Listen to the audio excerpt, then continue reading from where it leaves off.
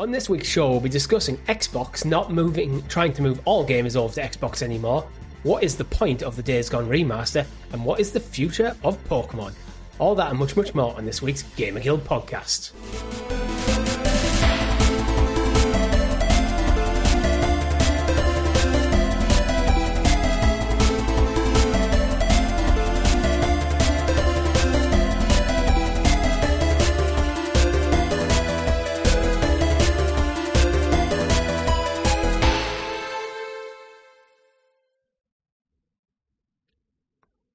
Good game, everyone, and welcome back to the GamerGuild Podcast, your weekly show where we round up all the week's video game news and stories right here for your listening or viewing pleasure on youtube.com/GamerGuildTV and up there in the digital cloud on your podcast preference of choice. Joining me this week is not Mr. Chris, but the techie teacher himself, Mr. Tom. How the hell are you, Tom? I'm good, mate. I'm good. How are you doing? I'm pretty good, pretty good. It's a very nice Saturday morning. It's very bright outside. You can't tell because I'm in the dungeon, but... It wasn't feeling quite so bright last night with the rain, but today seems nice. It's nice and clear outside, so a good day all around. Feeling positive vibes. Yeah, I didn't even notice it was raining. The location of torrential. my office within the house, it's not against any outside wall, so there's no windows. It's in a fourth dimension. It's like a tesseract. It's just like contained within dimensions. Yeah, so there's no windows, and you couldn't put a window in. I could put a window into the kitchen. Yeah. Or into the living room, but that'd just be weird.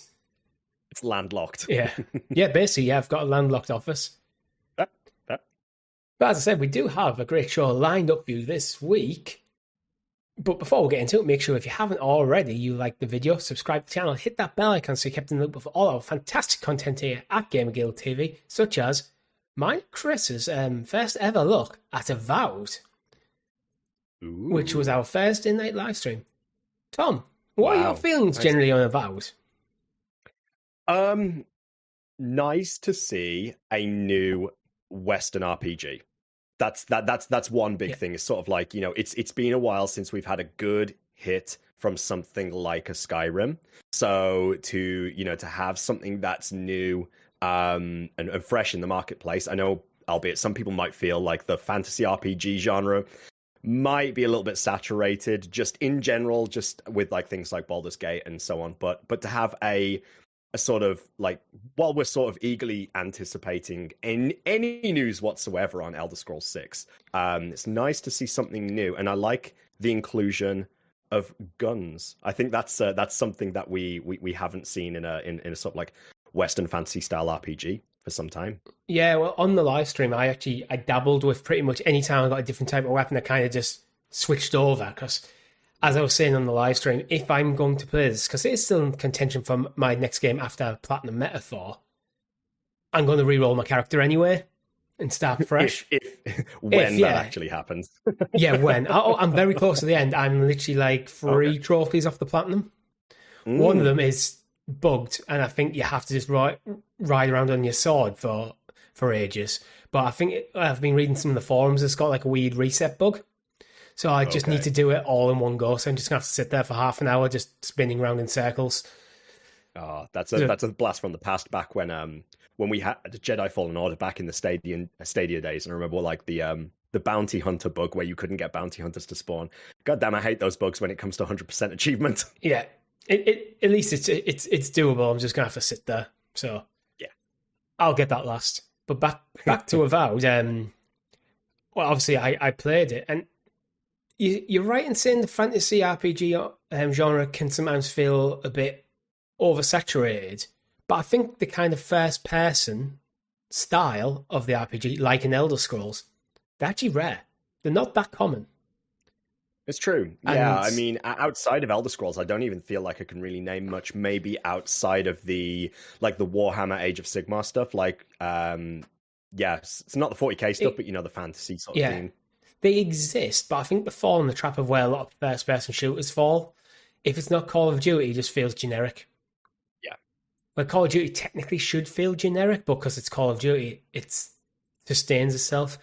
I think Avowed is a nice stopgap from what I've played before Elder Scrolls. Just a good quality not a massive game. Something to just whet the appetite, probably before like an Elder Scrolls, because it's not full open world, and I kind of like that. Would you consider it sort of like an Elder Scrolls Light then, in a way?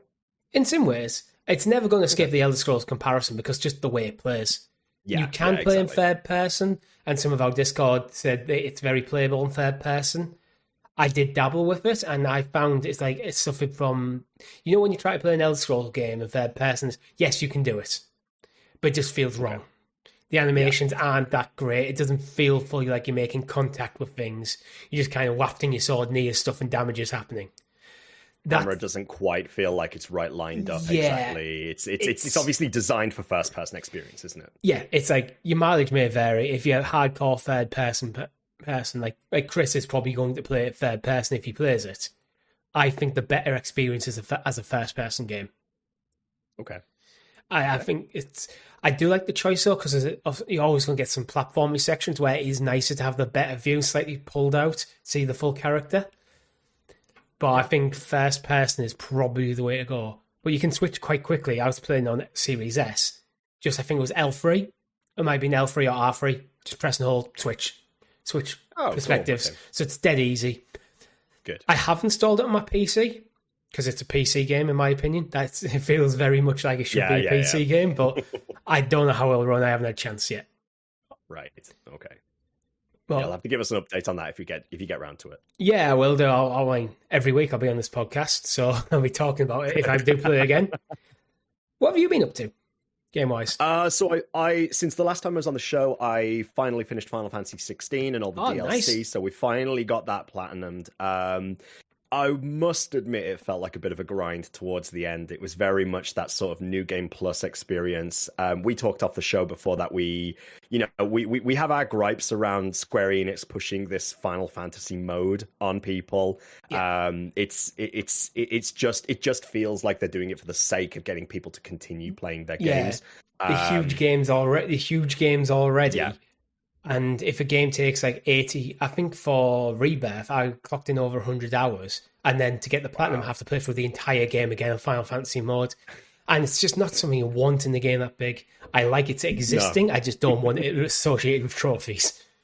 I've still got that experience to come as well, because that's still on my hit list. Didn't do it. But then, since then, I have managed to finally get into Ghost of Tsushima. I am through the first island. I've just gotten to the point where I have freed my uncle, Lord Shimura, and we're now taking the fight back to Castle Shimura. So we're now moving into the second island. Very, very good. Yeah. Question, of course, is Tsushima. Yep. What language are you playing in it, and are you playing in the black and white mode?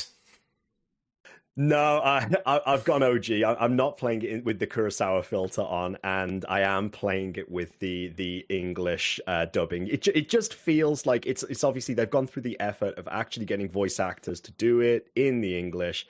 I feel like maybe I might play a little bit for the experience with the filter with the Japanese audio instead, just to say I've done it, but. No, I want to really experience it, so I'm sort of like going with where I can sort of switch the subtitles off and just listen to it as opposed to having to read while I'm going through it, basically. Yeah, that's fair. I personally, I played it without the Kurosawa filter on, but I did play it in Japanese, and okay. I found that got me the right level of immersion. I did play my second platinum, because I actually have the platinum in it twice. One of the few games probably the only game actually I can say I've done that in. I did play some of it with the Kurosawa filter on, but then I found that, because it's such a vibrant, beautiful game, it's amazing. Yeah. It's in black and white. It looks absolutely stunning and very artistic. As I turned it back off. Yeah, there's just something about seeing like the clash of colors, things like moving from the golden forest and seeing like the red maple leaves and stuff like that. It's just I really do see what all the hype was now, and I know this is coming like. Many years after people have already gone through that hype train of Ghost of Tsushima, but I'm really sort of feeling it.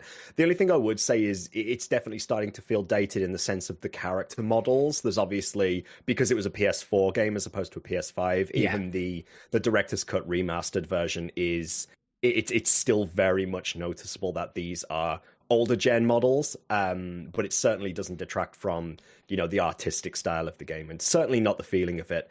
I just, my big concern, I must be honest with it, is I am absolutely loving the game, but I am wondering whether I'm getting towards the point of a little bit of open world burnout. A little bit.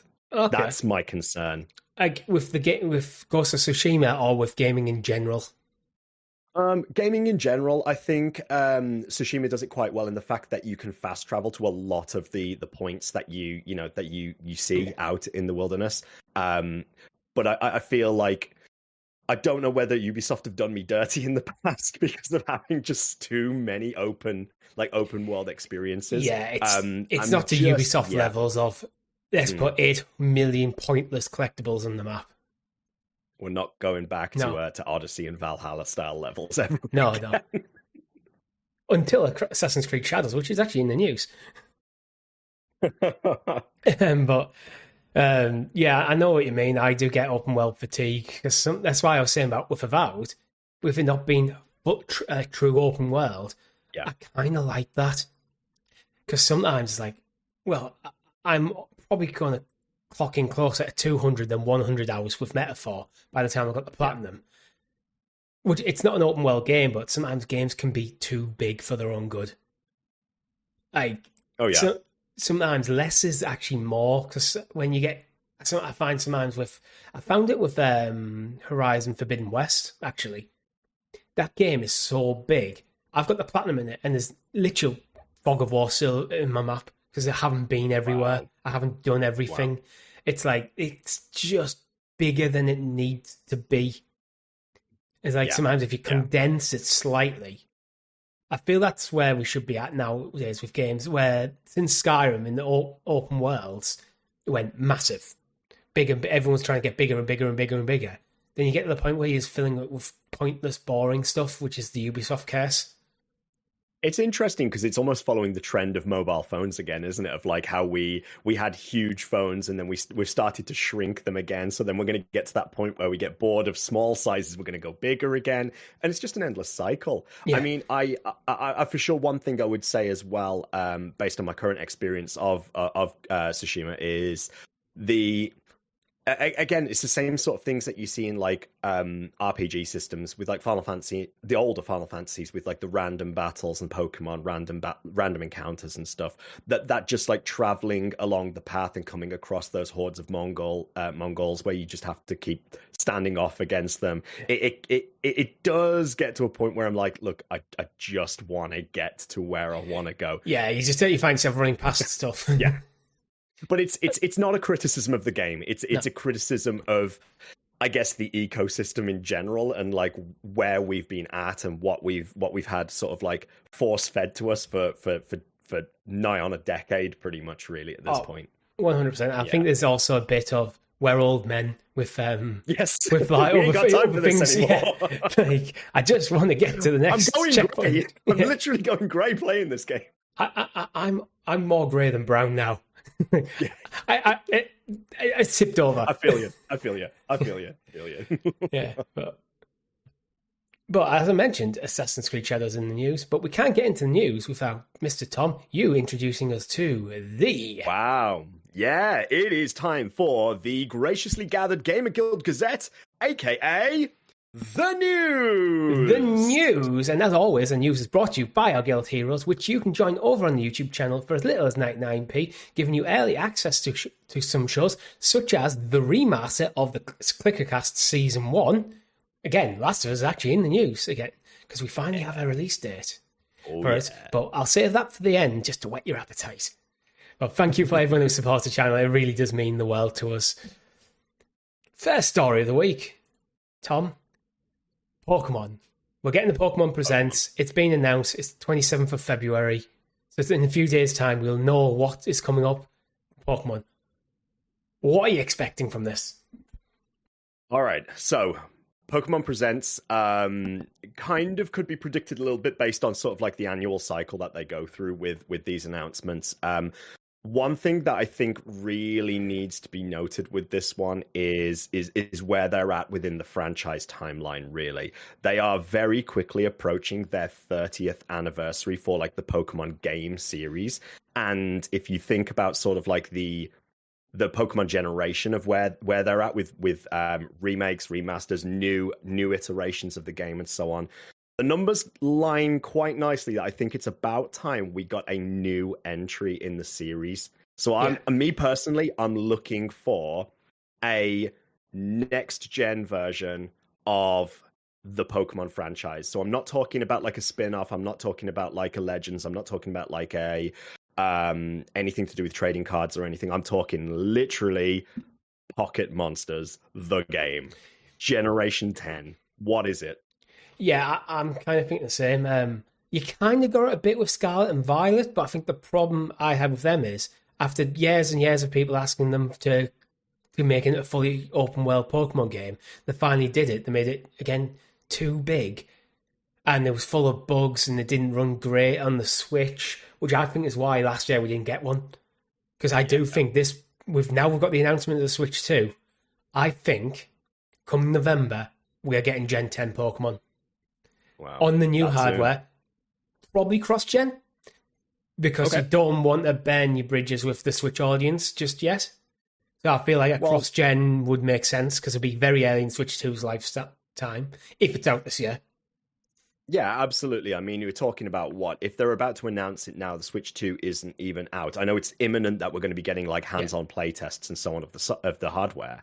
But you are absolutely right. If you think about like the last holiday period, it was very much pushing, again, still Switch sales to try to get those numbers in for the fiscal year and just trying to make sure that they're up in their numbers just before they start dialing that down a little bit. But I can see that. I can absolutely see that.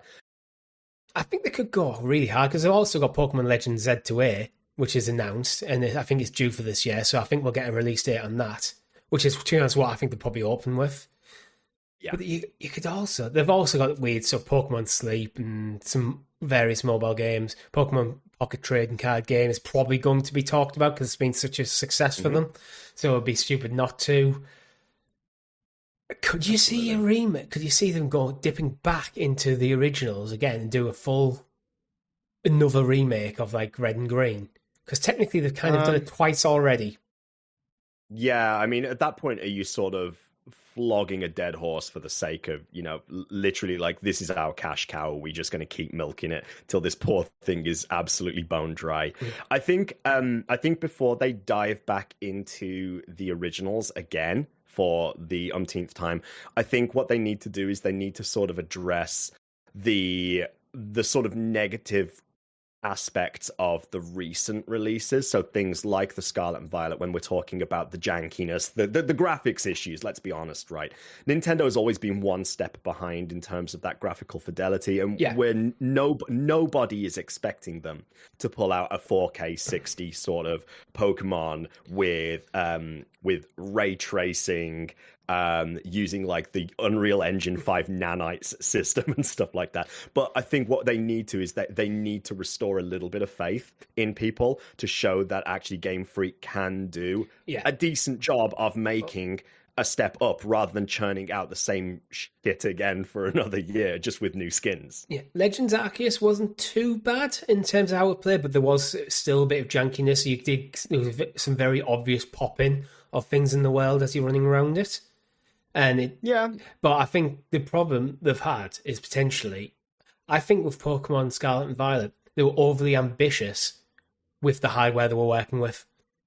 Yeah. Nintendo, as main studios, have been shown to be able to pull absolute magic out of this aging mobile chip. You look at things like Tears of the Kingdom, it did have a few frame rate issues, but generally that game is gorgeous. Like, it's... Yeah, but that should be the benchmark then, shouldn't it? Yeah. That should be, if we are able to achieve this as Nintendo, as essentially, we are a standalone first-party company who is very much doing our own thing, but very much still rivaling those PlayStation numbers and whooping Xbox.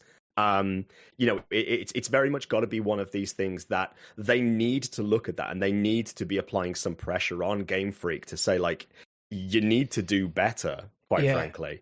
I think, though, when I look at stuff like Tears of Kingdom, I think that's Nintendo's devs being absolutely exceptional rather than Game It's Freak. their magnum opus. I think that's them being exceptional rather than Game Freak underperforming. I think Game Freak probably performed adequately. How many third parties could pull out a Tears of Kingdom level performance on the Switch?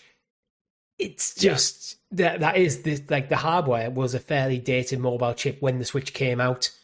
So this is why I say I think with that game they were overly ambitious. They were trying to make a next gen Pokemon game, but didn't have the hardware to really back it up, and they were trapped in that 1 year timeline where they were pretty much trying to bring out a game a year, where they missed last year. Yeah, I can't speak for the entire gaming community, but from my own personal experiences, and maybe I do echo some voices out there, so hopefully there's going to be, an element of a voice of reason here. But I feel that, like, because of the last few iterations of new entries and the remakes, so to speak, that they've sort of missed the mark slightly with the experience overall. I know, like, the echo chamber that is the internet certainly seems to get their point across to me of, like, where Game Freak's failures are. But my worry is, if this happens again, is that sort of like the nail in the coffin for Game Freak with the Pokemon franchise? Do Nintendo then look at this IP and say, like, look, we have a literal legend here. We have what is essentially it is the most successful multimedia IP of all time.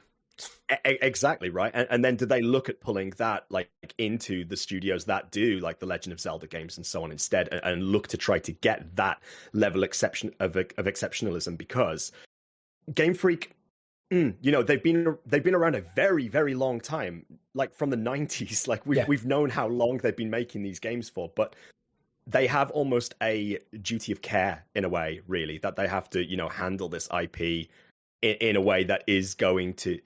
But then I also think, like, the numbers. The numbers of the sales for all of these bloody games is always, like, it's always in the millions. So who gives a fuck? There's something, I think, with Pokemon that sometimes we on the internet, talking heads on podcasts and stuff, or sending off tweets, need to remember. I'm a 35-year-old man who, yes, I grew up with Pokemon, so it is something that is special to me. Pokemon isn't for me, though. Nintendo don't view Pokemon as for me. They view it as something for my 6-year-old nephew. Yes. Who will not have the same gripes that I have. That's where I think Nintendo needs... I think with Pokemon especially, they need to strike that balance, because Pokemon came to be in a generation where gaming came very much more part of our lives than probably any previous generation. And it's still part of our lives. But then they've got the subsequent generations, potentially 2 generations after us nowadays, also getting invested into Pokemon. So they need to strike that balance of making sure they service a huge demographic, because the demographic for Pokemon is absolutely colossal. Yeah, so I think I get your point. I'm optimistic with what they can do. I mean, obviously, you haven't seen the Switch 2's hardware and stuff, but Nintendo are smart enough to see where the criticisms of Scarlet and Violet were, and they were largely in performance. And when they're designing new hardware, going, right, one of our biggest hardware came with a lot of flack, biggest softwares came with a lot of flack for the performance. Game Freak are probably telling us that the performance of the Switch wasn't adequate. We need to get something better here. And I'm not expecting it to go head-to-head with the PS5 Pro or the Xbox Series X. I'm thinking this should be alongside the Switch 2, alongside, like, the PS4. Yeah, that I think that should be more than adequate. Isn't it, really? Yeah, that should be more than adequate. Maybe a PS4 Pro sort of level. I think it needs to be like PS4.5. It has to not necessarily challenge current gen. I agree with that, but it does need to be a step in the right direction. And I do feel that people become more noticeable of anything that dips below 60 frames these days, running in performance mode. So I think that, like, if it's very, very infrequent and it's only in certain areas of a game, then fine, we can let that slide, right? But if it's a constant thing, well, that's going to piss people off. I would actually be quite happy for a Pokemon game to be locked 30 frames per second. It's turn-based. Okay. because it's a turn-based game, I don't think them extra frames are that useful. Yes, you might notice them at first when you're running around the world, but you get over that stuff quite quickly, I find. Heavy action games, where it's very much twitch shooters or perfectly timed parries and stuff and things like Soulsborne games, you need it. Absolutely need it. Turn-based, I don't think it matters as much. I think sometimes people get too obsessed over that frame rate. But it's what suits the game. I would rather a locked 30 frames on a Pokemon that has a really nice world, very engaging gameplay, and looks stunning rather than 60 frames but looks a bit crummy. But we'll just have to wait to see. It's a matter of days, isn't it, really? So we'll see very soon. It's horses for courses, but yeah. Anything else you think they could bring out of this? Because obviously I think the big thing we're probably expecting, I think we agree, is 10th gen and probably Legends, a date for the Legends Arc Z2A. Yeah, I think that's the other one, isn't it? Really, I'm keen to see what the second iteration of the Legends franchise is in terms of what it looks like, where they're going with it. I kind of liked the style of Arceus, but I loved Arceus. I just think I liked the idea of going back in the past, and I thought the experience was great, especially in like a pre-Pal world where we could have that experience. Yeah. But like the second iteration, I think we'll very much have to see, does this cement Pokemon having like a new vertical, I suppose, really a new standalone IP within the Pokemon world. Yeah, which I think that's where they see it, because what I liked about Legends Arceus was that it was more of an open world collectathon. It was very much you got to catch them all. So Z to A is going to, I think, cement what that vertical is. I'm surprised though we actually haven't had a second Let's Go series. Okay. We just haven't. What would you say would be the choices of Pokemon for that? Because obviously we had Eevee and Pikachu. It'll be Gen, so where did you Gen go with 2. So, God, my brain goes straight to Togepi. Yeah. Okay. Yeah. I can see that based on like the anime as well. And I don't know what I'm struggling to think of a Gen 2 Pokemon that would stand out. Or do they, like in a mascot sense? Do they go like Togepi and Jigglypuff or something like that instead? Sort of thinking along the lines of like what are the standout cutesy Pokemon, I suppose, if you call them, really. They could do. I'm just trying to think of a Gen 2 one. Yeah. Because Gen 2 was more of an expansion to the original roster rather than where I think Gen 3 here's a new full set. There was a lot of Gen 1 Pokemon around in Gen 2. And I mean, if they went something like Togepi and Mew, then I feel like everybody would just default to Mew. That's the problem. Right? My brain went to Larvitar, but who the hell's buying Togepi in that sense? Who's getting a Larvitar? Yeah. Absolutely. I don't know, but I think that is something that could be around. And then there's also got the remake series going on. What about something like a Togepi and Marill? Like the Marill, like the blue? That's it. I think they're the two. Yeah. Marill's it. Yeah. They both got 3 evolutions. Yeah, Togepi and Marill. I don't think it's going to hit as hard as Pikachu and Eevee, but for fans of that, ship it, Nintendo. There you go. We'll send the bill in the post. Yeah, but for fans, sorry, a cat just tried to jump up on my piano and just missed. I think he landed on it because he landed on the keys. The keys went under. It's the next coming of Keyboard Cat. One second. No worries. Wow. It's cat time. We've got to pay the cat tax. Hello. Another one of the verticals is the remakes, because we had Brilliant Diamond and Shining Pearl, or the other way around. I can't remember. Shining Diamond, Brilliant Pearl. I do not recall at this point. I'm getting so mixed up in all of these different iterations at this stage, man. Do you think it's time for the next, I think it's Gen 5 remakes they should be up to now? Do you think it's time for that? Potentially. I think the thing is, to me, when I think of like the generations, I think Gen 5 was I feel like that's the one they've got to get right again, because I think Gen 5 was quite sort of like we obviously had the red, blue, the green, the yellow, whatever you want to call that the original gen, followed by the gold and the silver. That was very much sort of like our generation, and I feel like the next generation's like big iteration of Pokemon was that Gen 5 sort of stage right there. So I think like for that to be a hit for those sort of like later millennials moving into the Gen Alpha sort of people, that's kind of like where they're going to have to look to see really like is that going to be a success for them. But I can see it. I like the idea of the remake ones because it's a way of, because some of the old games don't play that great. If you ever go back to Gen 5, so black and white, they are so slow. Yeah, we'll give that. Everything about the game is slow.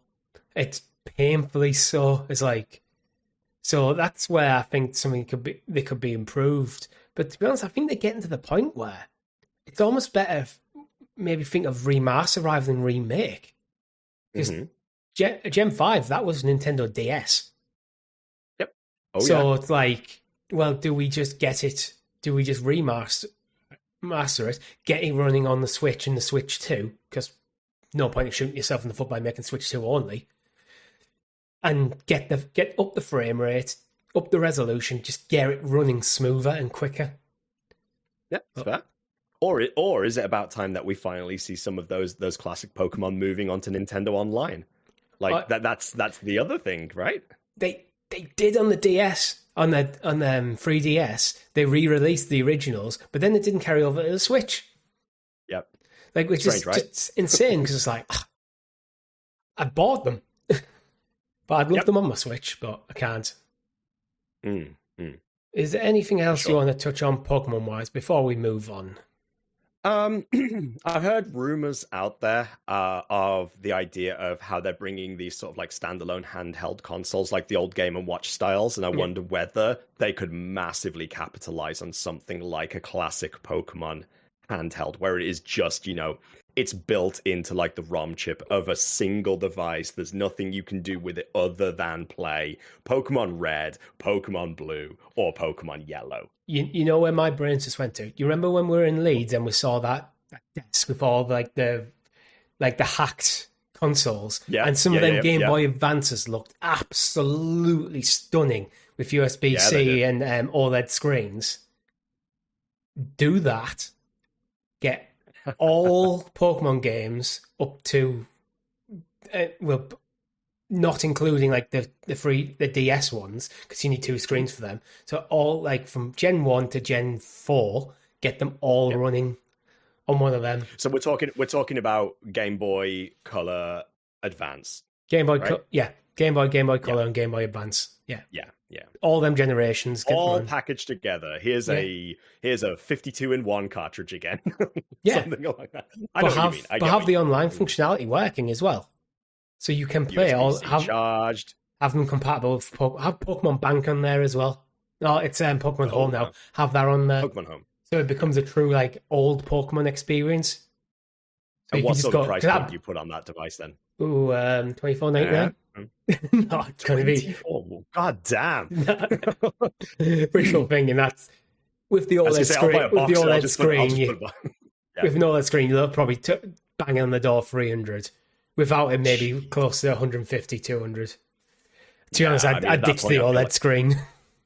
Yeah, because at that point, I feel like you're pushing collector territory, aren't you? Really, you're talking like people getting it literally for the sake of saying, I am one of these people who has this. I see where you're going with it. I love the idea. Just the market, I just kind of feel like... I'm pitching this too high, to be honest. You go down, you just give it a nice LCD, decent battery life, in the form factor of like a Game Boy Advance, and you sell it, how they did like the SNES Mini as a collectible thing. You're kind of hitting that. And with it being Pokemon's 30th anniversary, that would be really fucking cool to do. Yeah, brand it, literally have like a seal on the back of it, something that's like actually embossed in the plastic casing itself or something like that. Yeah, you say right from release, it's going to be on market for a year, and then it's done. Yeah, it's the equivalent of like the Legend of Zelda DS, isn't it? That you've got something along those lines there. Yeah, it'd be a cool test bed actually for that kind of idea. So they could do that with probably with old Zelda games as well, with old Mario games in a similar kind of vein. If there's any company out there that could pull something off like that, it's Nintendo, just because of that like collectability and that sort of. Yeah, exactly right. Like they have already tried it before, so it seems like a natural evolution of that, I suppose. 100%. I think we move on now to Assassin's Creed Shadows, because there's some news that's come out about it, and I want to get your take on it. Apparently, Assassin's Creed Shadows will have a canon mode, not canon as in cannonballs and pirates and stuff, as in if you pick this mode, you lose your narrative options. Okay, that's interesting. So, as a game, it gives, because there's 2 playable characters, we know that, and you can play the story out in different ways, go to different missions with different characters. This is all stuff they've announced before. But in canon mode, and there's different dialogue options and that kind of thing you'd expect nowadays. But with the canon mode enabled, you're locked to decisions that Ubisoft are seeing as the canon experience. So this is the sacred timeline of events. Yeah, that's a good way of putting it. Deviating. Yeah. I could see the benefit to some people who might be playing just for the action experience and not so much for the narrative. But again, as somebody who's playing Ghost of Tsushima, that's kind of like the experience that I've got at the moment. Is very much there is a canon mode, so to speak, for that game. Yes, there are dialogue options to some degree when you're moving around the world, but it has no real impact on like what you're doing. At least not that I've experienced so far with Tsushima. With Shadows, I guess having a canon mode, it then brings up the question to me of, do those dialogue choices actually matter? So like if they're saying that we have a canon mode in the game where you follow that sacred timeline, as we're calling it, what does the experience look like if you don't have that? Like, how much are these dialogue options actually going to implicate the storyline? That's the question it leads me to. I don't think it's going to see like multiple endings where the ending of the game will be different based on your decisions. But there again, I'm playing what is pretty hardcore RPG and metaphor, and on my second playthrough, I'm not making any decisions. My dialogue choices literally do not matter. They can matter a bit in terms of experience and stuff get generated, but in terms of the overall story, they do not matter. You can just skip through and just click, which is what I've been doing. I kind of like this, because I'm one where I understand where Ubisoft is coming from, because if they want to put more choice into where your choices will impact your experience through the game rather than your endpoint, I think that's a good thing for a gamer to have. But because Assassin's Creed is this behemoth long-running series where all the narratives are intertwined, it is that kind of thing. It's not like, okay, the new Assassin's Creed out is a complete reset of the universe. They need to have that main timeline running through it. But ultimately, what they've done here is give you the choice to not have choice. Yeah. Which... Yeah.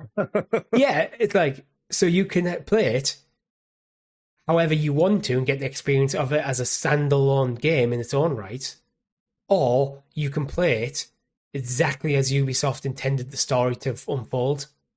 Yeah. I like it.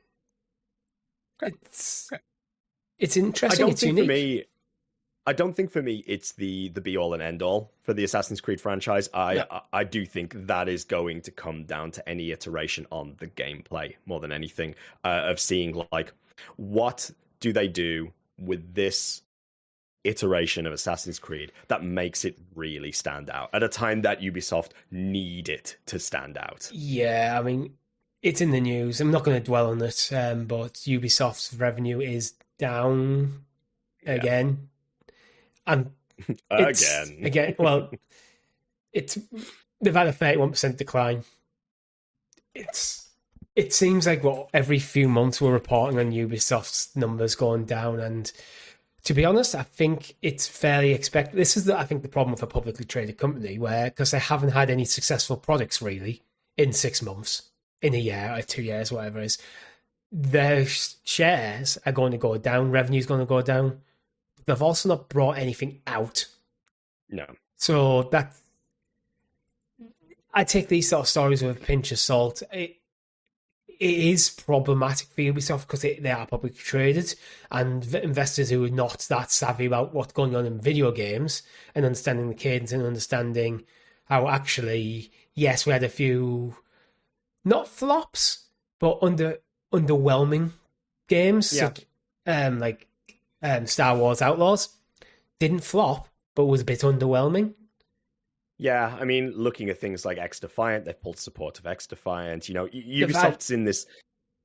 They've had a rough time of things, which I feel a bit sorry for the devs who are making Assassin's Creed Shadows, because every time a story comes out like this, everyone turns around and goes, Assassin's Creed Shadows, the bailers out.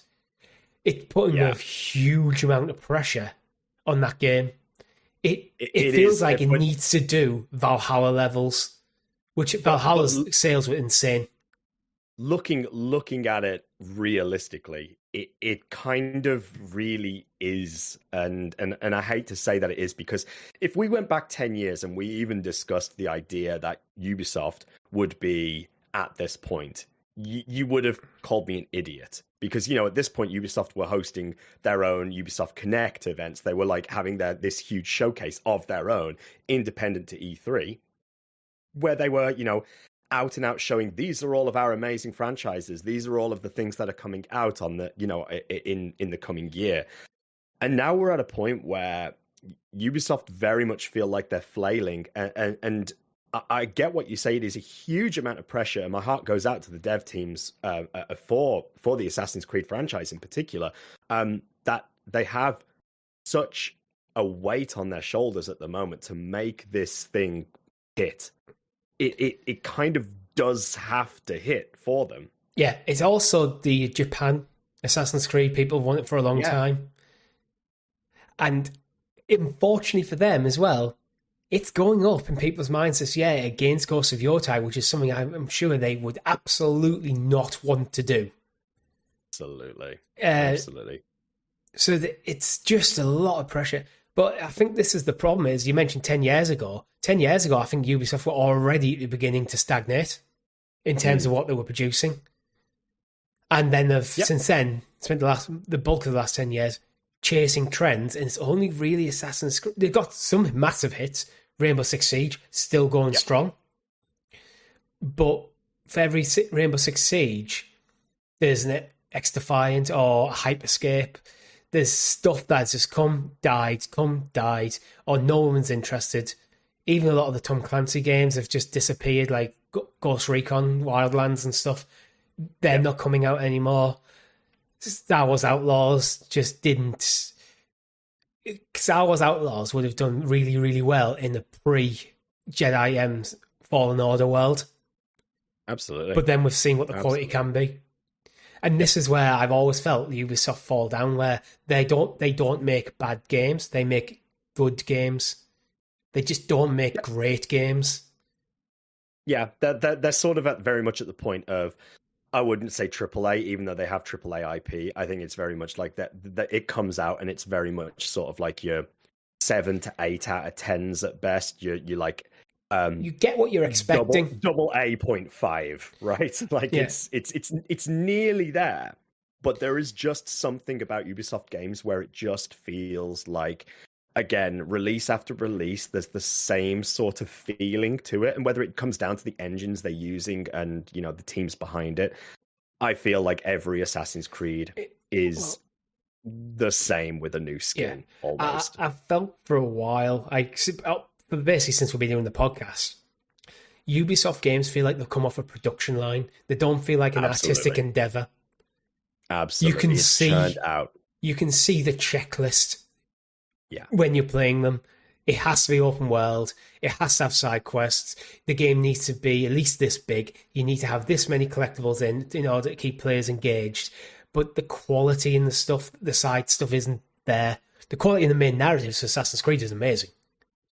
100%. But that comes down to leadership. Yeah. That comes down to leadership decisions. And at that point there, if leadership are saying, the boardroom, the stakeholders are saying, this is what you've got to do, this is what you've got to produce, then maybe it is time for new leadership finally. So maybe this, while we say it's like the final nail in the coffin for Ubisoft, maybe that's a good thing for these franchises, potentially. Yeah, well, I think the best thing for Ubisoft would be Assassin's Creed Shadow to be actually more ambitious and kind of give it, the Breath of the Wild, God of War treatment to the franchise. Go, right, we're going to elevate what this franchise is. So it isn't just the next Assassin's Creed game. It is our vision for the future for the next decade of Assassin's Creed games. And it is distinctly different to... Well, it's like what Odyssey... It's like what Origins did. It reinvented the genre. They need to do that again, I think. And then you get into the point where, if they do that and it succeeds, this is where I think Ubisoft's leadership, because they are publicly owned, that's one of the problems. Yeah. So as much as their leadership might want to, their hands are tied a bit. So they need one of them to be incredibly successful so they can go to shareholders going, look, we reinvented Assassin's Creed again. Every time we've done this, every few decades, if we do this with our main franchises, they start feeling fresh again. It keeps them ticking over. We get a huge spike in revenue. We need the license to not chase trends, to not chase the games as a service trend, unless that's what the game is meant to be, to give our developers the creative license to produce the best possible game that they can to completely make their vision. I think the talent's there. It clearly is. So that's Absolutely. Where it just feels like they are. But which is why I kind of think of something like Canon mode. It's kind of interesting because I don't know of any other game that's kind of done something like that. But yeah, we'll have to wait and see. We will. Also, moving on actually to Tides of Annihilation. Have you seen anything about this game, Tom? Oh yeah. This is very much a game that is on my radar right now. Yeah. It looks to me like a spiritual successor to Shadows of the Colossus. Like let's be real, with an incredible graphical, visually it looks stunning. We have the voice actress of Shadowheart from Baldur's Gate 3 voicing the main character in the game as well. She's doing a great job. This idea of using this fantasy setting of the vibe I get from it is almost like a mythological, legendary Knights of the Round Table sort of vibe. Well, that's literally it. It's based on Arthurian legend. Yeah, set in a fantasy version of modern London. Which to me is just like literally pump this into my veins. Yeah. This is a game looking from what I saw from the announced trailer. I am all over this game. 100%. All over it. Mm-hmm. I was watching it with my girlfriend. We were both like, "Ooh, what's this?" Want this? Yeah. It's kind of got that dark gothic fantasy as well.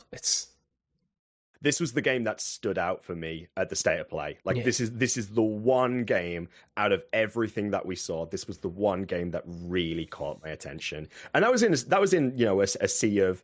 Let's be real. There were a few sci-fi things in there, and being a sci-fi and fantasy lover, it was Tides of Annihilation that really, really got my attention. Yeah, 100%. I was kind of the same. It stood out in what I thought was a decent PlayStation showcase.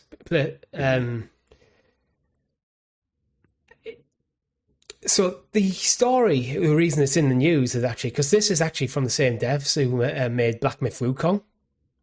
Oh, wow. Okay. Which is something I didn't realise when I watched it. No. But apparently so I think it's published by, I want to say Tencent. Okay. But the interesting thing with Black Myth Wukong, they've openly admitted that they were very much targeting a Chinese market and an Eastern market with that game. Where for this game, they've intentionally targeted a Western one. I'm starting to get a real vibe.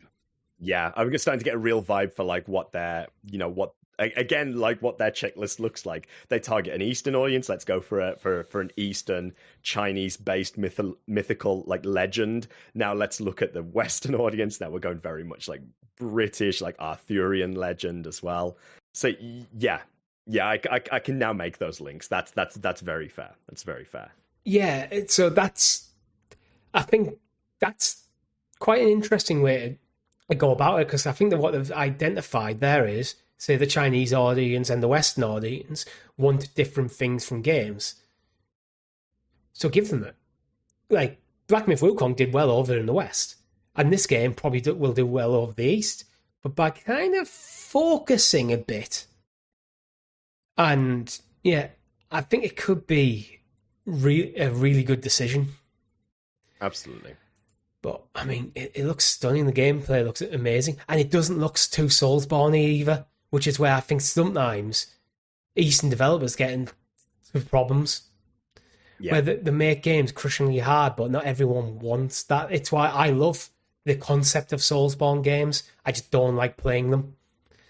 This is why I say, to me it feels like, I mean, I don't know how much of a spiritual successor it is to a Shadows of the Colossus, but obviously the giant night landscape enemies, whether they're enemies or not, we don't know yet. Obviously, it's very early in what we've seen, but that's the vibe I get, and I'm for that for sure. I think it does have other combat as well, which Shadow of the Colossus didn't have, just against normal enemies. So it's not just the big giant colossi to beat. But I think this could be really, really, really cool. It's one that I just want to know more about this game. Oh yeah. I'm still questionable on the title, like the Tides of Annihilation. I don't 100% see the link there. I mean, if it is made by the Black, I'm not saying that they should go for like creating and like this series of Black Myth whatever. So like where they have like Black Myth Wukong, and this is like Black Myth Arthur. I mean, that sounds ridiculous. It sounds shit. Let's be real. But I mean, Tides of Annihilation, I mean, it depends on how that links in. It does feel very much like an Eastern developed RPG title. Like, let's generate word of word, slap it on our game. That's how I think it seems like their strategy is to take like folklore and things that are like legends from different, I mean, this is only the second data point, so it might change, but taking like the legends of different cultures and go, we're going to reimagine that into whatever hell we want. So this one almost looks more like, what if that we told the Arthurian story in a game that plays more like a Devil May Cry and as a gothic horror set in modern London? Oh yeah, no, that's literally like that's hitting all my buttons. That is just like just don't. It's not good. It's not good for the podcast if we keep talking like this, because I'm just going to make a mess of myself. So. Shall I move on then? Let's move on. Before Tom makes a mess of himself, let's move on to Xbox, because Phil Spencer said he is done trying to convince PS5 and Switch players to move over to Xbox. Hell yeah, that's Phil, a big statement. Yeah. We knew this was going to get, we're getting to this point. I mean, it's already been confirmed that Xbox this generation is like third in sales overall. Like it's behind Nintendo, it's behind Sony. They've got to be realistic about this. Like Phil Spencer is very much. I mean, I'm going to say something sort of like off the cuff here a little bit. You keep saying this shit, Phil, and it's like. We're still waiting for more announcements of like the Xbox games coming to other platforms. Like we're looking for. We've already seen Forza Horizon 5 on the PlayStation Store, ready to wish list, ready to go.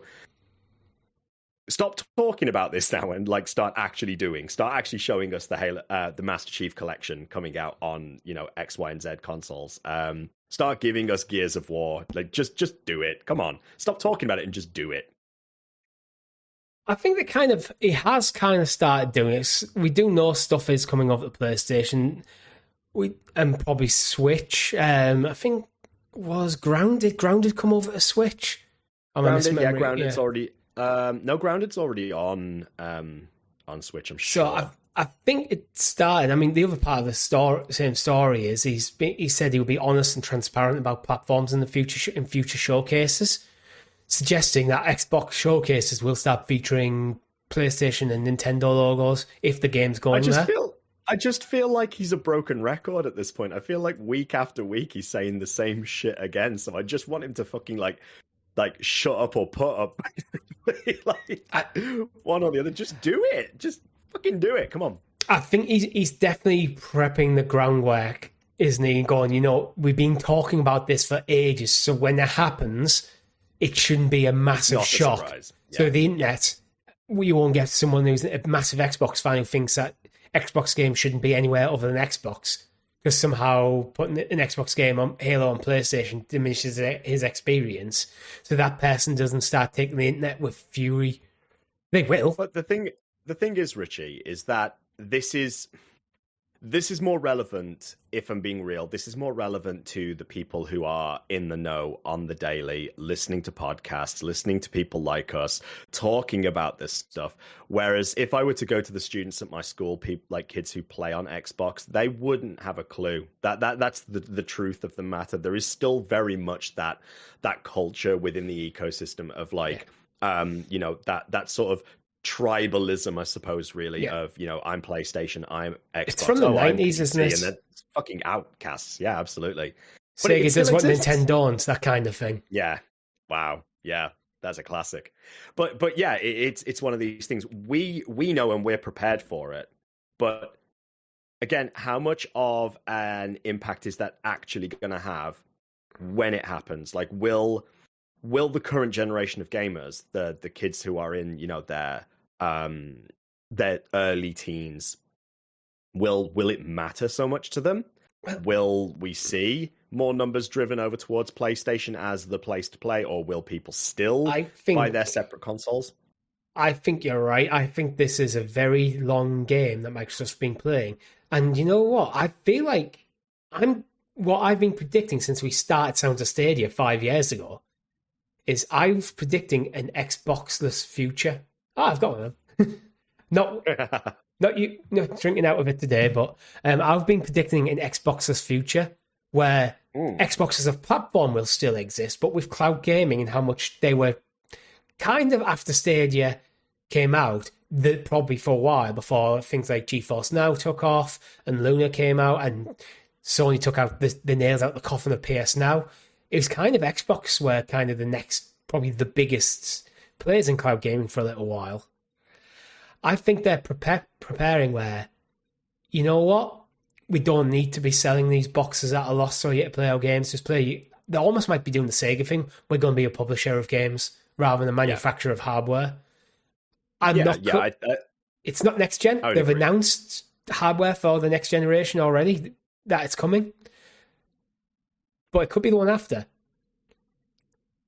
where they just... Well, the next gen may very well just be digital only at that point, in which case it is a step in that direction, isn't it? Well, that's what I think, because we've had the half step this generation with the Series S being digital only. You can get a discless PS5. The next generation, I think, is digital only. The one after that, I think, is entirely cloud. Yeah. And we're probably talking 20 years' time from now. So the kinks will be resolved. And at that point, are you basically just a publisher? In essence, you've got first party and you've got first party, but you release third party to other platforms, don't you? Yeah. So rather than Xbox chasing after people who want to play on PlayStation or play on Nintendo, just give them access to your games now. Drip feed them. Not every game day and date, but drip feed them. And over the course of maybe the next 10 years, suddenly... Open the floodgates. Release the river! Well, you're just going to slowly open it rather than open it all at once. So in 10 years' time, you might have the next Xbox, but all the Xbox games will be on PlayStation and potentially on the Switch too, as well. I think it's mental. It feels like we're still walking in that direction. Yeah, it's just mental to me. Like the last time I was on the show with Chris, I talked about how I'm sort of reminiscing a little bit here. So sorry to detract for another moment, guys. But I feel that if Google had pitched Stadia now, how much different that timeline would look. Like at this point, Yeah, it'd be interesting. Although I think I would have done worse, because I think then they would have been behind the curve rather than in front of us. Where I think Stadia was in front of the curve, which is where you want to be, but they didn't have the library. And because they didn't have the library, they didn't get the gamers. Because they didn't get the gamers, they didn't get the revenue, which meant they couldn't get the games. And vicious cycle, you're done. Absolutely. But yeah, no, that's fair. If you pitch Stadia now, I think it'd struggle even worse. Because at this point, I don't think I would be interested in Stadia. Because GeForce Now exists.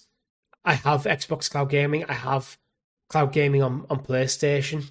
Even Nintendo's got a toe in the water. Yeah. It's like, at this point, do I need another platform that does stuff that I can already do? And I love Stadia. I thought Stadia was incredible. It's the best cloud gaming experience I've had to date. Yep. But it's bad. It came it's out when it was one. It came out before it started this generation of cloud gaming. Stadia. It did. It's mad to think. Historically, it's quite significant in the gaming space. It is. Also, it's left such a bad taste in many people's mouths because they, for whatever reason, wanted to naysay it. It's a bit of the old sounds of Stadia blood coming back through there. Sorry, guys. You've just bought a PlayStation Portal. That hardware doesn't exist without Stadia, in my opinion. Absolutely right. I would completely agree. Yeah. Because to me, the way I see it is that like this. That sort of iteration of cloud gaming is very much what got me to get things like, a Razer Kishi. That was, we saw the backbone being produced. We saw, Xbox very much moved into that market space, and their trend is changing towards play anything as an Xbox. And now we've got the PlayStation Portal. It's literally, like you say, everyone is now doing it. Yeah, everyone is. It's because of Stadia and what Stadia could have been. It could have been this revolutionary thing, and it kind of was not. It didn't have the staying power itself, but because it had the backing of Google and the revenue, it shocked the industry enough. So the big players invested into cloud gaming, or upped their timelines with cloud gaming, and so it is. So we've went off on a weird tangent here, but it is. Sorry, I hold my hands up. It's fine. Bad. Actually, while we're on this tangent, there is 3 new games coming to Xbox Cloud Gaming that are from the owned library, so not Game Pass library. Broforce, The Talos Principle 2, and Tomb Raider 46 Remaster. Might as well shoehorn them in at this point since we're talking about cloud gaming.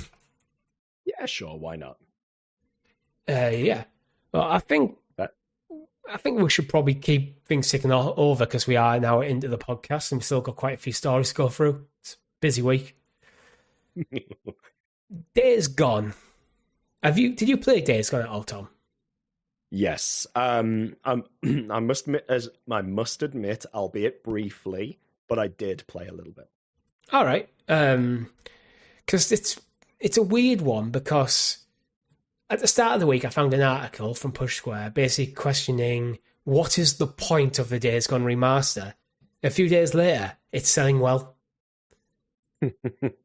I think them two answer their own question. So I've got Chris's take. I'm going to read Chris's take on it.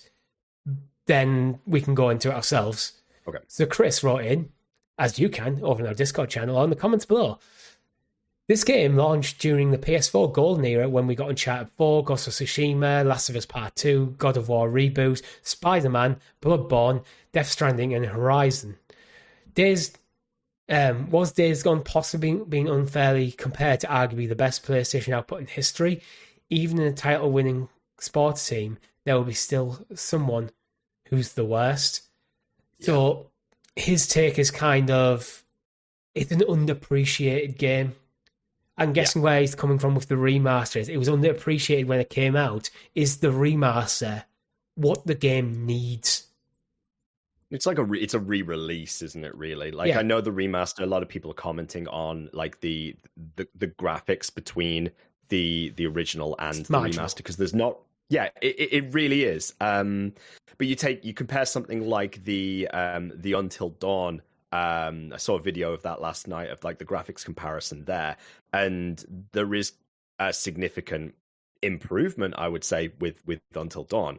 Arguably, again, around the same sort of time as this, but Days Gone was a game that I remember I was enjoying it, but it did fall exactly as Chris said into that point where we had a lot of big hitting games, and it was at a time where a lot of people really, we're talking like what, around the COVID era, like right on the cusp of COVID, as COVID's taking off. I certainly remember playing God of War like during COVID and Spider-Man during COVID. And I do think that, yeah, perhaps it did get a bad rap. Perhaps it got a bad rap because of what it came up against. It does come out as a last place contender in such a busy gaming world, and that library that it went up against, they're all gold medal winners in their own right. Oh god, really. Yeah. Now, we're talking about a long list of Game of the Year contenders, if not winners. Yeah. A Days Gone, I think, was a very good game, but not quite hitting the pinnacle of that Game of the Year contention. It's in that one tier below. I think going up against, like, directly speaking, going up against something like The Last of Us Part 2 is a big oopsie, I suppose, in a way, really, because you've got something that's of a relatively sort of similar standpoint in terms of like its narrative, and you might be trying to pick, you're getting a new IP out there, but it's at a time when The Last of Us is very much in people's heads. Yeah, it's very much right there. It's an interesting one, actually, because they're remastering Days Gone, but they've also previously announced that they're not interested in ever making a sequel. So, yep. I feel like this is just a library filler.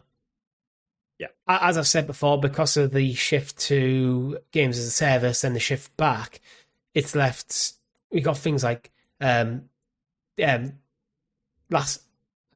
of Us Factions, which apparently was meant to be a really good game. I think Shuhei Yoshida said recently in interviews he's played it, it was a really good game, and that was Naughty Dog's decision to move away, because after the talk to Bungie and the reality of having that game live meant they wouldn't have been able to do Intergalactic Heretic Prophet. Right. So they made the decision to can it, to focus on something else rather than Sony interference. But that's what left. That's just one example, but that's left a huge timeline gap of probably several years where they're not working on their next game. So I think Sony have got quite a few studios like that, so they need to fill the gaps.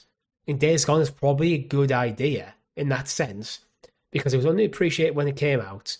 It's developed a bit of a cult following, so let's remaster it and get it running better than it's ever been on PS5 Pro with a $10 upgrade fee, which is something I don't like. I understand why they do it. I don't like it, because if you bought the same game, an Xbox first party game, and I've bought it on Xbox One, and they remastered it for Series X, and I've then played it on a Series X, you're getting the best version of the game without an additional fee.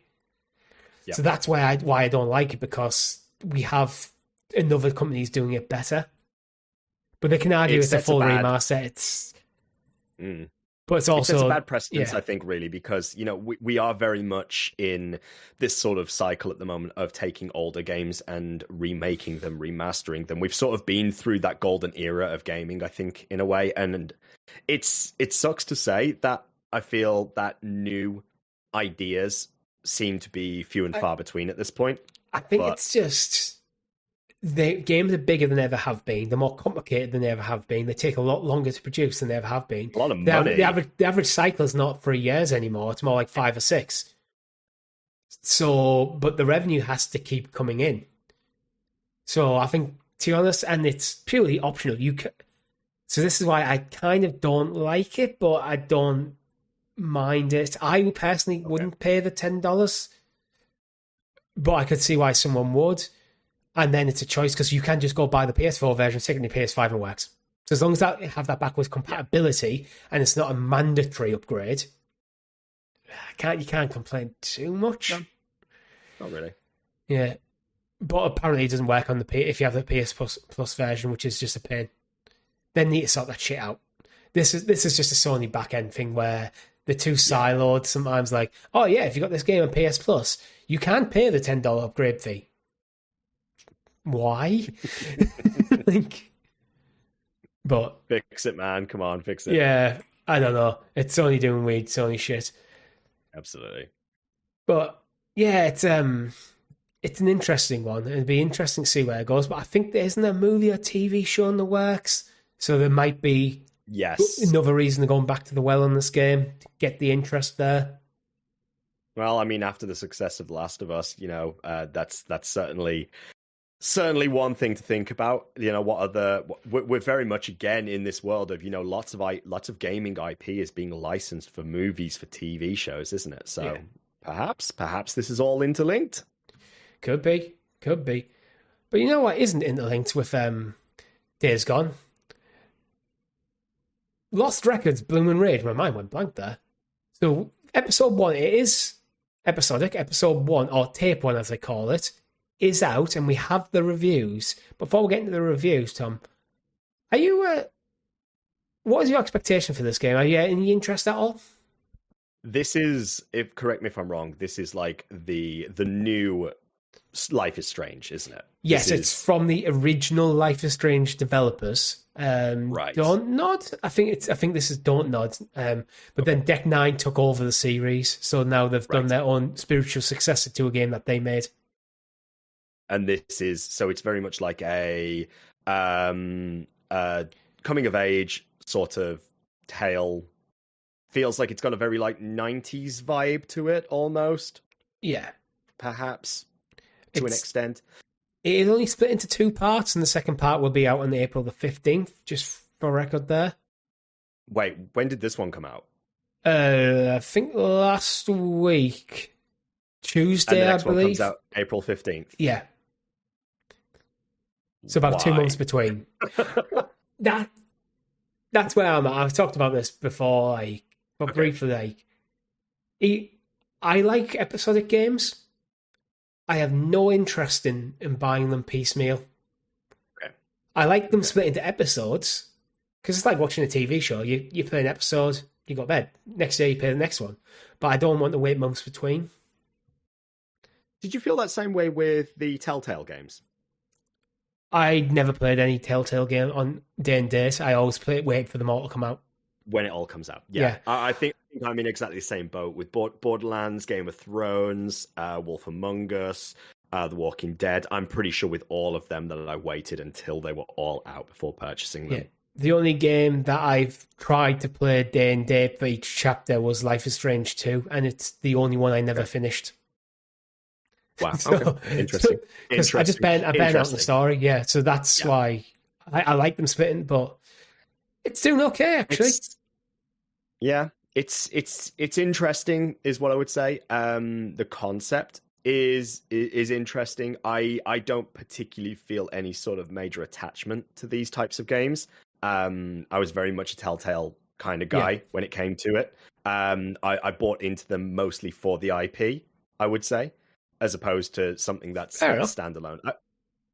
I can see that there's probably quite an artistic audience out there who might be interested in this sort of story. Maybe people who very much want to sort of have. I see it as people with a specific taste of media, like types of people who have a specific taste in like certain TV shows. You have to be interested in the topics they handle, because they are quite emotionally intelligent in what they cover. But if you're not interested in like a sincere, as Games Radar put it, a wonderfully sincere portrait of teenage girlhood, if you're not interested in that at all, this game's not going to be for you. Yeah, there you go. Yeah. Right. 36-year-old bloke sitting here, I don't really see the need to want to play a game about it. You don't like to think back to the times when you were a teenage girl? Once upon a time, no, I mean, I see the point of these things. I see what they're trying to do. I think the narrative, I think the idea of a story driven, like, and they are very much driven by their story beats, aren't they? These types of games. They're very much like learning about like becoming really emotionally attached to the characters, just like you would with a TV show. To me, it's more interactive media. It's more interactive TV in a way that I see these kinds of games. Yeah. It's interesting, not actually. Massively for me. This is one where I find it interesting that how some outlets are actually already scoring, because Games Radar 4.5 out of 5, The Guardian 4 out of 5, Eurogamer 4 out of 5. But it's only half the story. So imagine watching half of a movie, then going, "Oh, this movie's terrible," but then the final act is amazing. It actually pulls everything together. So it's hard to know for a game like this.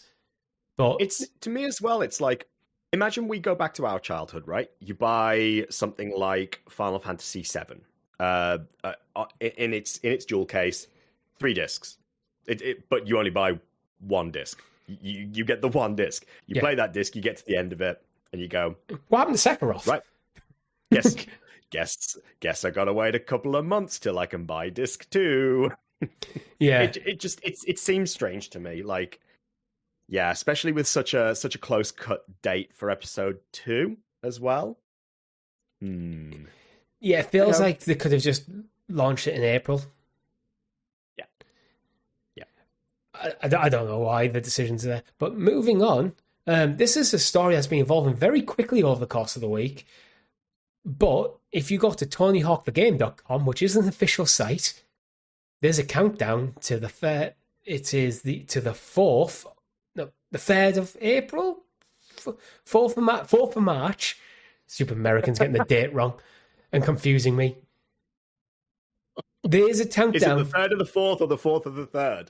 It's the 4th. It's the 4th of March. We're going to get some Tony Hawk's news. What do you think this could be? So over the course of the week, the way it's developed is they had a few people talking probably before they were meant to, a few skaters who are going to be in the game. Then in a map of Call of Duty Black Ops 6 grind map, which has just been launched, there's a scoreboard at the back of the thing, which has kind of looks like a Tony Hawk's logo and 030425. And Tony Hawk's put an eyes emoji on there. I mean, that is set in the skate park as well anyway. So it's a bit on the nose. And now we have a counter. What do you think's coming up next?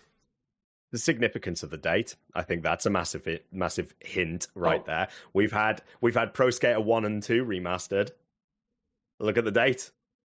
Surely that's it, right? 3 and 4. Pro Skater 3, 4, and 25. And 25. Hell yeah, bring it on. 3, 4 to 5. Yeah. Have they done a Pro Skater 5? I have no idea, mate. I'm beyond it at this point. Like, I think for me it was very much. They did. Okay. Yeah. No, I think I was a 1, 2, 3 guy, and then I was an underground guy after that. And then good. A skate. And then a skate guy. I never played 4. Oh, 4 is actually really good. I played 1, 2, 3, 4, and Underground, and that's where I fell off. So I don't think I played anything after Underground 2. Yeah, that's pretty much exactly where I am. Apart from Skate on Xbox, but hey, different. Yeah, I'm all in for this. If this is a remake of 3 and 4, I'm all in. I love the remakes of 1 and 2, but I actually think 3 and 4 are the better games.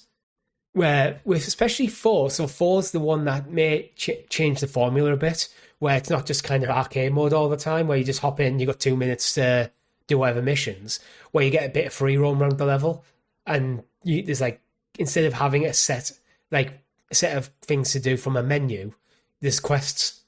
So you talk to someone and it goes, get a high score, that kind of thing. So it's the still kind of same gameplay, but you are just in free roam in the level you jump into without a timer. So I think 4 was kind of the full evolution of what the original trilogy were before Underground started putting the full narrative in there and getting it on and off the board, which I didn't mind actually. But yeah, no, that's amazing. I mean, like you say, 1 and 2 being remade, amazing, absolutely amazing to bring that piece of childhood back, wasn't it? So yeah, do it, absolutely do it. Yeah, these games have kind of fallen into kind of FIFA category for me, where I like to have them installed on my console, and once in a blue moon, I'll just jump in and play. Maybe I should go back and try and get the platinum on 1 and 2. Maybe you should. I don't know how hard that even is. I've never played it for trophies. So I think it's something like you have to max out all skaters with all goals, and like it's a bit of a grind, no pun intended. Okay. I love pun should be very much intended. It should be. I'll take it. I didn't actually mean the pun, but yeah, it was intended. I'll edit around this. Do it. Yeah. So are you just completely done with Tony Hawk's? No interest then? Or could this whet your appetite? No, absolutely. I'm very much on board for this. Yeah. If it is, which to me that screams that it's hinting 3 and 4. That dates right there. I didn't even pick up on that, till you mentioned it. Yeah, 3. I was just thought three, this. Yeah. 4, like, nah. It's got to be. It's got to be like, yeah. And I know the remade 1 and 2 in the past, but with the most recent remakes, they nailed the feel of them. They don't actually feel how the original games feel. They feel like how you thought they felt, which is, I think, the trick. That is the trick right there. Again, pun intended. That's like working magic right there, isn't it? Yeah. Like as you say, yeah. It has to feel like how you remember it to feel, not how it actually was. But yeah, I'm definitely interested in this. It's Activision. Oh, Game Pass. Yeah, there you go. Day and date Game Pass. Come on. To be honest, with it being Activision, I'm expecting that. Which means I probably will play this on Xbox, not PlayStation. Wow. Okay. Yeah, fair. Yeah. Well, that's a win for Xbox, isn't it? Well, it is, yeah. Xbox right there. Yeah, you can probably pay. That's what they want. This is there could be a brilliant go, you know what? Because it's a remake of two games and 4 is quite big. We're going to charge you 60 quid for this on PlayStation or Xbox. You can have this free Game Pass. Yeah. Still buy Game Pass. Absolutely. But we'll find out next month. Yep. So moving on, I think, to our last story of the week, actually. The Last of Us, Season 2. The teaser's before certain it's going to be April. And now they finally give us the release date. It's going to be the 13th of April. My soul is not ready for this. My soul is not ready. No spoilers. Yeah. I don't know what to expect from this. I think it's going to be amazing television. But I don't know where it's going to leave off. Because I think you could potentially do an entire season just set around Jackson. Before, So Jackson is kind of the prologue to the games. If you want to know more, me and Chris have been replaying The Last of Us Part 2 on stream. Then you go off to Seattle, where most of the game is set in Seattle. I think you could actually literally, because I think it's only going to be 7 episodes, this said. I think to weave all the narrative threads in that game to get them all set up, you could potentially do 7 episodes in Jackson. You'd be taking at a slower pace in the game, but that's not necessarily a bad thing if they want this to be a long-running series. Do you think they're going to remain very much to the story beats? Do you think, obviously, if they're looking at stretching it out over seasons, then we're obviously not going to get the entirety of Part 2 in the season? They've announced that. It's coming off. They're splitting it across multiple seasons. They haven't said how many, but...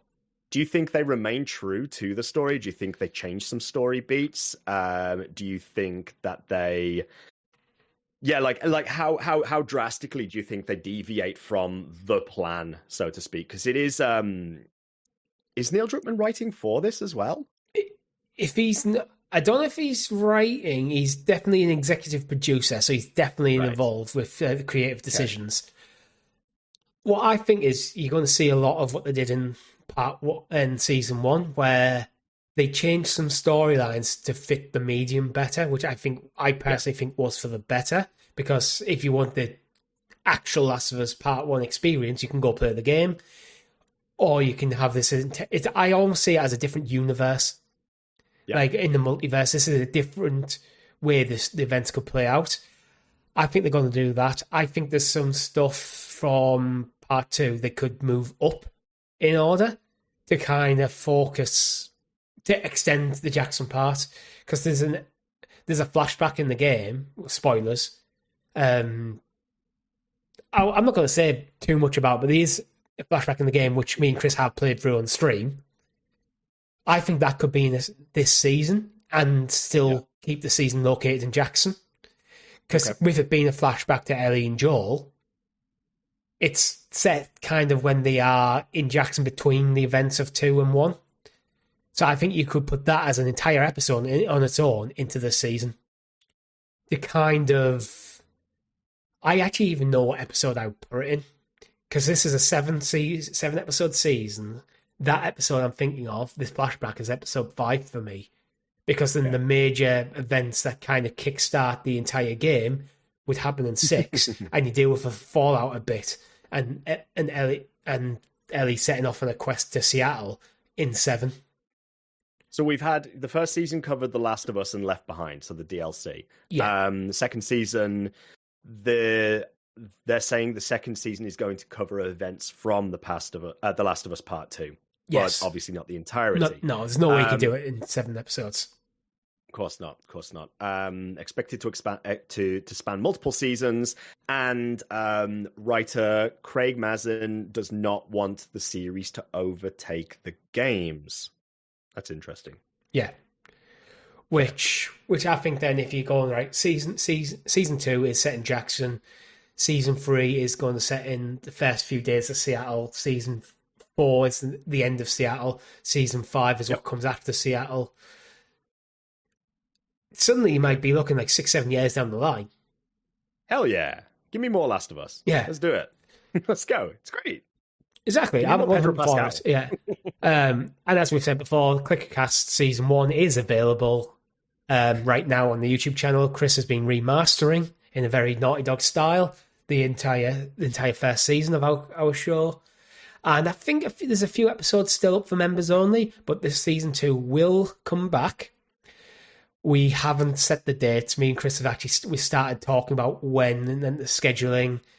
So hopefully by this time next week, we'll have an announcement for when the first episode of ClickerCast Season 2 will go live.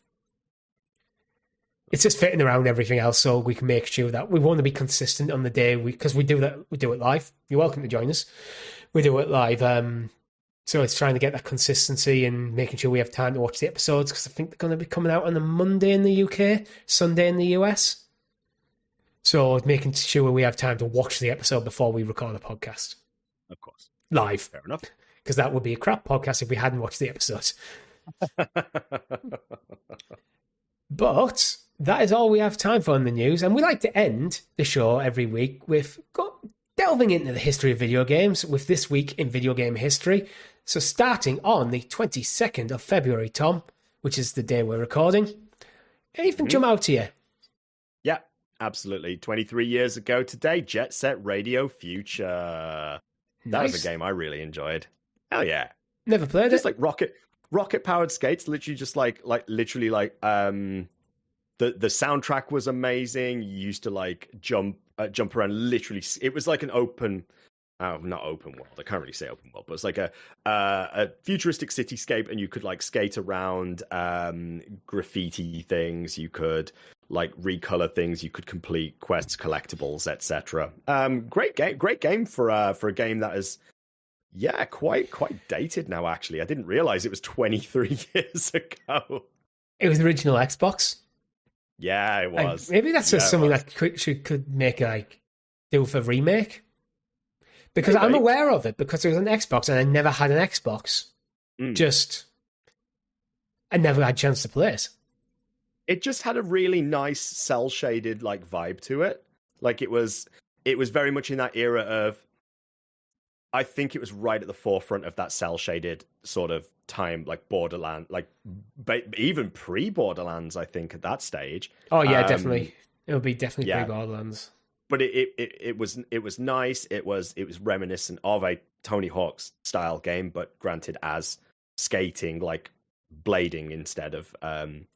But the soundtrack was great. Yeah, the vibe was great. It was very futuristic. It was very anarchical in a way. The character design felt good. It felt very much sort of almost like Saturday morning cartoons, but like of a 3D variety in a way. Yeah, I have fond memories of it. That's good. One that jumped out at me is a game I haven't played, but is being brought up in the podcast quite a few times recently. Is a Killzone 3. Okay. Many years ago. Surprisingly amount of years ago now, actually. Yeah. It was 14 years ago. I believe, was that the last in the series, Killzone 3? Yeah, I believe so. Apart from, wait. Yeah. Did we not had Killzone on PlayStation 4? Nope. Because Gorilla, who made Killzone, moved over to, what do you call it? God, my brain's not working today. Aloy. Oh God, Gorilla. I'm absolutely Horizon. Yeah. How did it not? I don't know. Horizon. Yeah, they moved over from Killzone to Horizon, and seemingly have no interest in going back. Yeah, don't they make Lego games now? They do. It's not bad. Yep. Not the greatest. It doesn't play like a normal Lego game, so you're not smashing up everything in the world. And, you know, things like if you play Lego games, you get like the True Believer stuff from Clout and any studs. It doesn't have that, but it's a fun game. We had Killzone Shadowfall on PlayStation 4 as a release. Okay. Yeah. Pretty sure I got it free with my PlayStation 4, like one of those box bundles. Yeah. Anything else that jumps out here? Quick look through the list. What do I see in there? Alan Wake's American Nightmare came out on the Xbox 360 13 years ago. Is that the actual subtitle for the original Alan Wake? Alan Wake's American Nightmare. I'm pretty sure it was. I feel like that was another spin-off of Alan Wake. I remember Alan Wake's American Nightmare coming out, but it wasn't Alan Wake. Yeah, I thought Alan Wake was just Alan Wake. It is a downloadable follow-up and spin-off to the predecessor Alan Wake. Spin-off. Yeah, it's a spin-off. But I know that one. I'm throwing that one out there for Chris because I know Chris is a big, Alan Wake fan. Now he's a convert. He's still trying to convert me. I need to very much again add it to the list of many games that I've got to play. I played the first one. It's on my list of games I want to go back to and get the platinum on because it's a decent game. But I think they've evolved the formula into Alan Wake 2. When what was a decent game felt like good quality AA when I played it. It was an old when I played it. Is now absolute premium AAA. That's the difference between 1 and 2 at like the level I think the games were pitched. Yeah. But other than that, I think that is all we have time for you this week. So if you have liked this video, make sure you hit that like button, subscribe to the channel, and ring the bell so you're kept in the loop of all fantastic content, like the upcoming season 2 of the Clickercast. See, this is why you need to do it, which will be live as well. That is a show that Chris and I do live. Tom, you are more than welcome to join us on that. Check my calendar. Yeah, I need to check my calendar as well because we haven't scheduled it. But yeah, and with that, my name's been Richie. I've been Tom. GG everyone. Goodbye.